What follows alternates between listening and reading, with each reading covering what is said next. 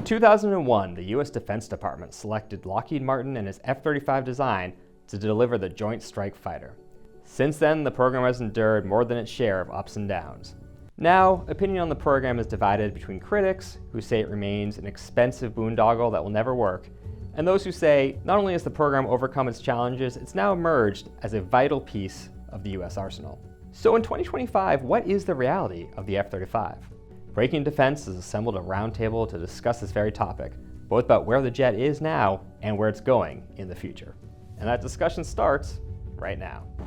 All right, so for years, the F-35 has been both the punching bag of critics of the Pentagon and also really the featured jet for the Pentagon, seen as the future of air power for many years and then the present of air power. I guess, Michael, let's start with you with kind of a big picture question, which is, where is the F-35 in the year 2025? Well, that description you gave at the beginning is kind of still the case, except for the fact that it's fair to say now that the F-35 is pretty much the world's dominant fighter. 19 customers and counting, over 1,000 produced to date, and really what air forces around the world are calling the backbone of their warfighting capability.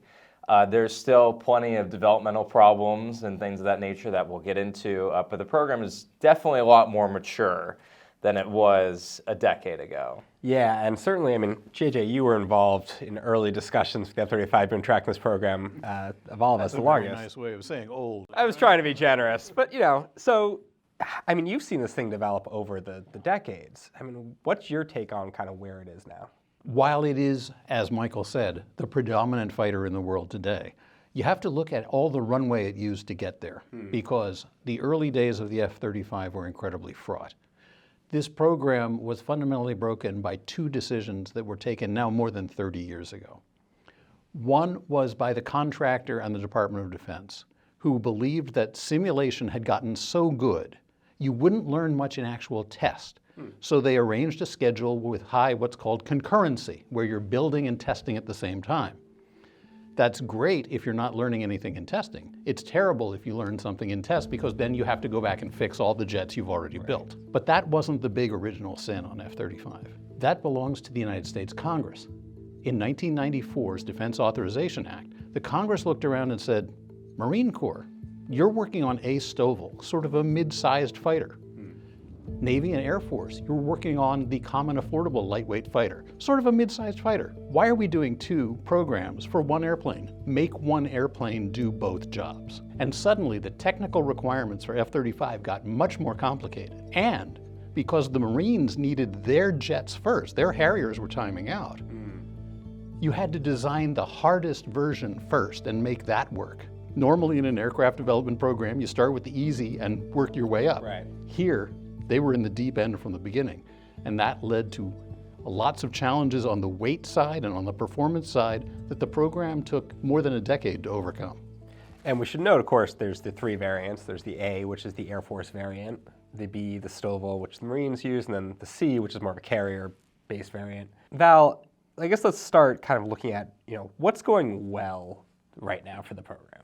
I mean, I think that it is, from a market perspective, it's single engine, which, typically you would think it's easier to maintain, less expensive, and compared to an F-15EX, roughly equivalent in price.